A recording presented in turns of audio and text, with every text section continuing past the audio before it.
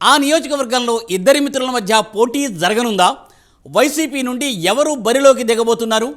TDP Janasena ఉమ్మడి అభ్యర్థిగా ఎవరి పేరును ప్రతిపాదిస్తున్నారు? ఉమ్మడి జిల్లాలోని 3 లోక్సభ స్థానాలకు గాను కాకినాడ స్థానం నుండి ప్రధాన పార్టీల అభ్యర్థులు ఖరారయ్యారా?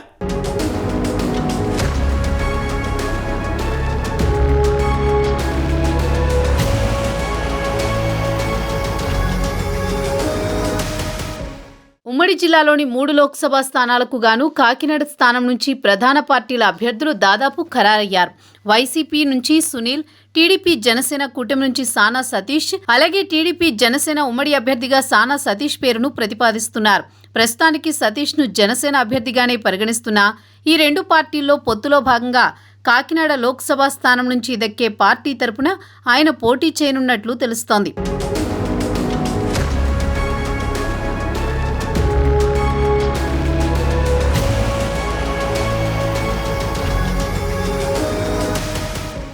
ఇప్పటికే సునీల్ లోక్సభకు పోటీ పడ్డం వరుసగా ఇది 4వసారి. 2008లో ప్రజారాజ్యం, 2014లో వైసీపీ, 2019లో టీడీపీల నుంచి పోటీ చేశారు.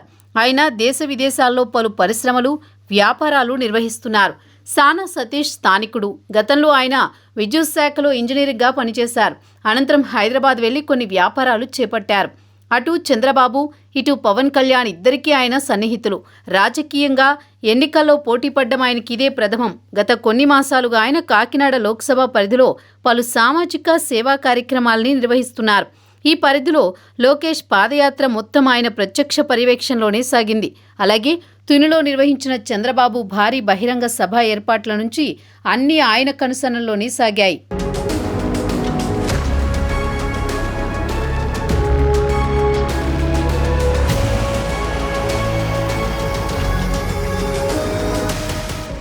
వైసీపీ, టీడీపీ, జనసేన కూటమిల మధ్య రాష్ట్ర వ్యాప్తంగా ప్రత్యక్ష యుద్ధం కొనసాగుతోంది.